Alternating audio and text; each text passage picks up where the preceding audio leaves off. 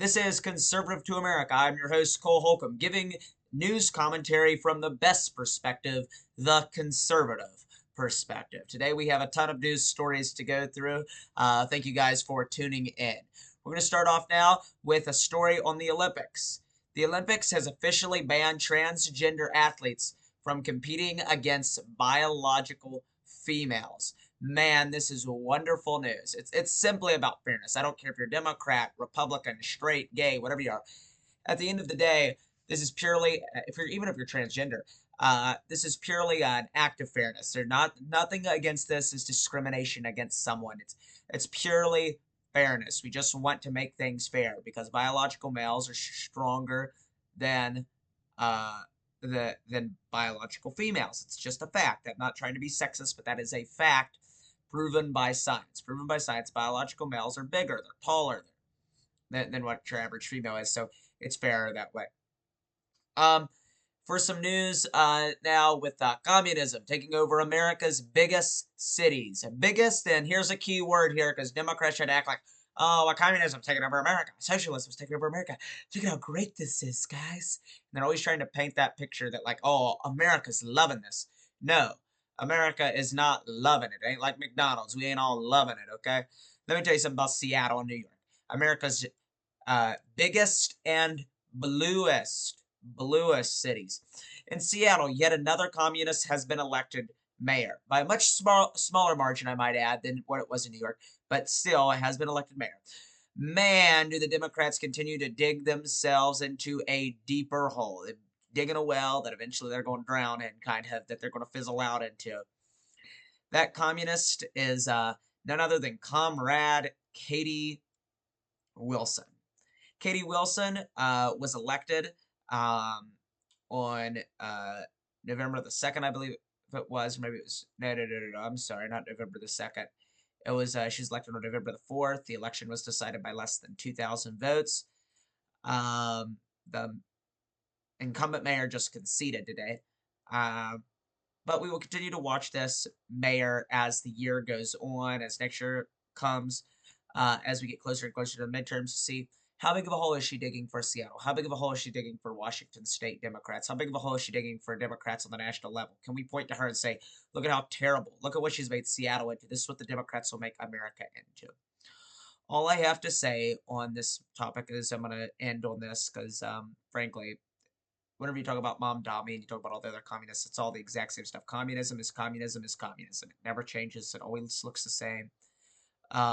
But all I have to say is that there is a bad moon arising for the Democratic Party. I see the earthquake right now, and soon I believe that the red tsunami will come. I'm seeing a red wave on the rise, because communism never works. I'm seeing a good, solid Republican red wave on the rise. It might be one of the first times since 2002 that the incumbent party in the White House has picked up seats. I'm just saying. We'll continue to watch this here on Conservative to America. Now, let's look at those Epstein files. Everybody's talking about them. The Epstein files. You guys see them right here. These are not the Epstein files. These are from some reporting that we found. I'll explain this later. The Democrats just exposed Trump for being with an underage victim. Except they lied to you. They lied to you. You say, well, how'd they lie to us? Well, the Democrats refrained from using the girl's name, which is Virginia Guffey. You can watch this as I'm reading that. You can read through this as I'm talking. Right through this information right here. This is Virginia Guffey's stuff. These are questions that was asked to her. This is Virginia Guffey's words right here. She's the one answering the questions. The Democrats refrained from using the girl's name, which is Virginia Guffey, because it would blow up right in their face. The girl has already been questioned on her alleged, she's already been questioned on the alleged encounter with President Trump by saying that Trump never flirted with her. She said Trump never flirted with her in the encounters, and that Trump never tried to partake in sex with any of the girls that she saw or that she could tell.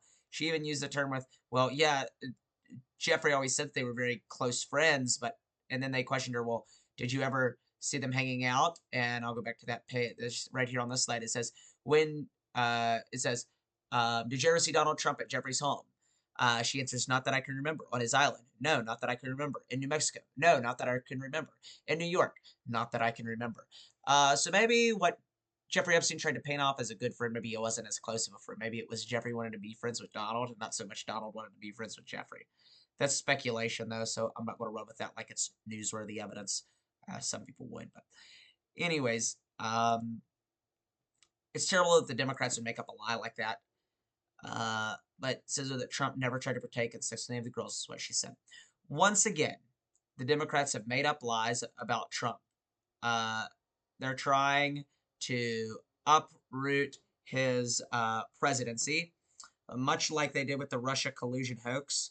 They're trying to make his base turn against him. These are the same type of lies we've seen since 2016, since 2015, whenever he entered the stage for running for president. These type of lies that the Democrats come up with, these are what get people shot and killed. That's kind of what the Democrats have been great at for 100 years, 150 years, 200 years. They've been great at making up lies about people, running with them and saying, oh yeah, this is what they said. You know what? People get shot because of things that Democrats lie about, make up lies and tell people about. It's just kind of the thing. But the Democratic establishment, I'm not going to lump every Democrat in there. I'm not even going to lump most Democrats. If you're a registered Democrat, I don't think that every registered Democrat, or even a majority of registered Democrats, would go around shooting people. I don't think that the majority of registered Democrats hate Republicans. I don't think the majority of registered Democrats seek to kill Republicans. I don't think that they have political violence or that they hate someone because of it. I do not see that at all. But these type of lies that the Democratic establishment comes up with, these are what get people shot and killed because they tell people falsehoods that make them hate others and hope they die in return. It's terrible. When the Democratic establishment can't stop you, they try to silence you. Whenever they can't silence you, they try to imprison you. Whenever they can't imprison you, they try to kill you. You say, whoa, whoa, whoa, Cole, that's a bit extreme. Cole, that's a little too extreme.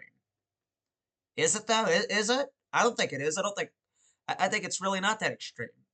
Look at what happened to Charlie Kirk. They couldn't silence him. They couldn't stop him. They couldn't imprison him. So what did they do to him? They killed him. Why? Because it was their only way to get rid of him. They have to get rid of the movement. Look at President Trump.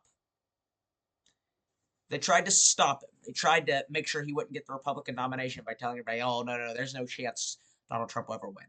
They tried to stop him in 2016 by making up lies. They tried to imprison him. Russia collusion. They tried to stop him with the Russia collusion hoax. They made up lies. They tried to silence him, get rid of all of his social media platforms. They tried to imprison him by convicting him on so many accounts of felonies and different things, making him a felon. And then whenever all of that failed, he still continued to push forward, and polls still showed him as he could be president again. They said, you know what? If we can't imprison him, we've got to kill him. That's what the Democrats said. That's what the Democrat establishment said. If we can't stop him, if we can't imprison him, if we can't silence him, we've got to kill him. That's terrible. But that's what the Democrats push. That's what the Democrat establishment pushes. You can't say, no, that's not true. Yes, it is. Look at it. That's what happens. We live in a wicked world. I'm sorry to tell you, people. We live in a wicked world where the Democrat establishment is the puppet master of political violence and political hate. They try to drive division in this country. They got to make up lies, spread them around. They have their squealer, as in many terms in the case of Animal Farm. They have their squealer, their propaganda machine. The establishment is Napoleon, running that squealer around, telling everybody lies, trying to change history. Oh my goodness, we could talk for hours about that, about how the Democrats tried to change how history happened. That's how you get people to remember things differently, if you change the way history happened. But that's another story for another day. But at the end of the day, they don't want Trump. At the end of the day, they do not want Trump. They don't want to stop Trump. They didn't want to stop Charlie Kirk. They don't want Trump. This whole Jeffrey Epstein thing, this is not about Trump. This is about us. Just Donald Trump stands in their way to getting to us. They need to have his base turn on him. They need to have Donald Trump leave the White House. They need Donald Trump gone. They need our leaders gone in our party. They need those who will stand up for the truth gone. Why? Because we stand in their way. Let me say, I'm glad to stand in their way. I know President Trump is glad to stand in their way. I know Charlie Kirk was glad to stand in their way. I know thousands, millions of Republicans around this country are glad to stand in the way of Democrats, are glad to stand in the way of the communists, of the socialists, of the Marxists, of those who seek to destroy our country. I'm glad to stand in the way of them. Why? Because I believe in this great experiment called America. These lies that they've made up about the Epstein files are only designed to drive political hate and division in our country. I leave with this as I end this topic on the Epstein files. We'll continue to follow this as news continues to progress and as it continues to get bigger and bigger. Because it will. The Democrats will paint it bigger and bigger. You get to see it in. This is all they'll talk about come the midterms. But I leave with this. Don't believe the lies. Believe the truth. Don't believe the lies. Believe the truth.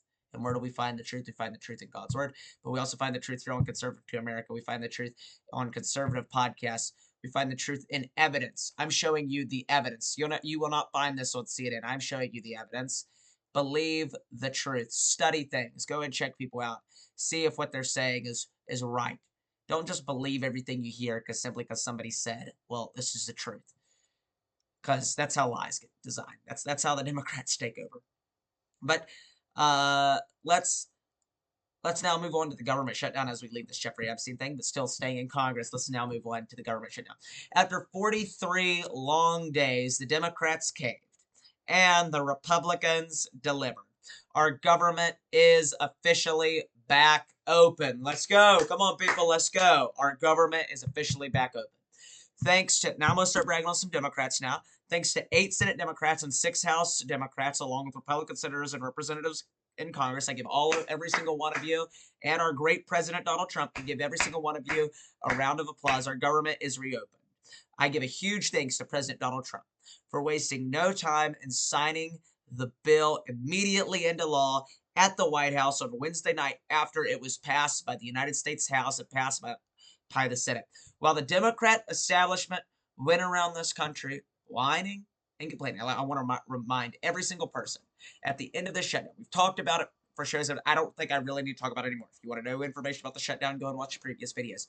But I'm going to close with this as a reminder to people. Whenever we go into the midterms next year, whenever we look at things that are going to happen in the upcoming year, well, the Democrat establishment went around this country whining. Let us all remember this. Well, the Democrat establishment went around this country whining and complaining on every news show and talk show that they could get, on every late night comedian that would bring them on. Republicans fought hard. They worked. They gave up hours with their family. They chose not to go home. They worked as hard as they could and lobbied for this country, for this government to get reopened for the betterment of the people in this country. Once again, this proves to the everyday American that when Democrats whine and complain, Republicans, they're here to get the job done. They're here to get the job done. Republicans deliver for everyday Americans, and they win for everyday Americans. Democrats whine, they make up lies, they'll do everything in the book to paint some story, even though that it's their fault, they'll paint it some other way. But Republicans will work hard. They work countless hours to make sure that the everyday American has a better life. It has a better chance at the end of each day to achieve that great thing that we call the American dream. The Republican Party, the party of the American dream. Now, in closing, I'll close as I typically do with these questions. Will the Olympics be fair, as we discussed at the beginning of the show? Will Seattle and New York turn into the worst cities in America? Will they? I mean, I don't know. They might. They very well could, with communism becoming very rampant. Will communism continue to spread across this country? Maybe even to a town near you. Maybe a city close to you is going to have a communist mayor pretty soon. You never know. Maybe your representative in Congress will be a communist. You never know. But guess what? You know who can stop that? You can. You could go out, you could campaign, you could get your neighbors out to vote. You could say, we can't let the Democrats get back in power in Washington. Because guess what? Look at New York. Look at look at Seattle. Then go and look at Venezuela. That's what they want our country to look like. Look at the USSR in the history book. That's what they want our country to be like. Don't believe the lies that are pushed by them that say, oh, well, we can make this place a whole lot better. That's what Stalin said, and Trotsky said, Karl Marx said, and Vladimir Lenin said. It's a lie pushed by them. But how do we stop communism from spreading? We get out, we educate people on it, we tell them, don't believe the lies. I urge every single one of you, every single viewer, and you ask the question, well, how do we keep it from coming to us? You get out and you do something about it. You campaign against it. You start maybe even a talk show like I do. You do something like that, and you make sure that people are well educated on communism so that communism will not come to a place near you. But if we just sit back in our chair and say, oh no, it's so far away, it's New York City. Well, guess what? People used to say, oh no, it's the Soviet Union. It'll never make its way to America. And now we say, oh no, it's New York City. It'll never make its way to wherever you live. Well, I have a message for you. It very well might. So to you, I say, you know what? Don't believe the lies, but get out there and make sure that communism never takes over this country. Here's another question. Will the end of the shutdown help Republicans as they begin to campaign for the midterms in 2026? Very well could. I think there's a lot of different things that are going to play into key into the 2026 midterms. I think it's still up for grabs. I think it could go either way, Republicans or Democrats. However, though, I more view it as it's either going to be Republican landslide, Democrat landslide. I don't really see a middle ground, but that's kind of that's how you have to look at it. At this moment in time, as we continue to close in, it'll probably, as it's like all the way over here, and then all the way over here, it'll probably begin to close in on each side. Where they're like, okay, well, it could go about that much. It could go about that much. Okay, well, we got it back here. Maybe it'll go like that. Maybe it'll go like that. Maybe it'll go like that. You understand? So it really depends.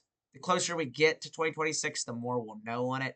But right now, looking at it, I'm seeing Republican landslide, Democrat landslide. Eventually, it'll probably just be like Republicans take Congress, Democrats take Congress, Republicans take it by a few, Democrats maybe take it by a lot, Republicans take it by a lot, Democrats, if they win it, they might take it by a few.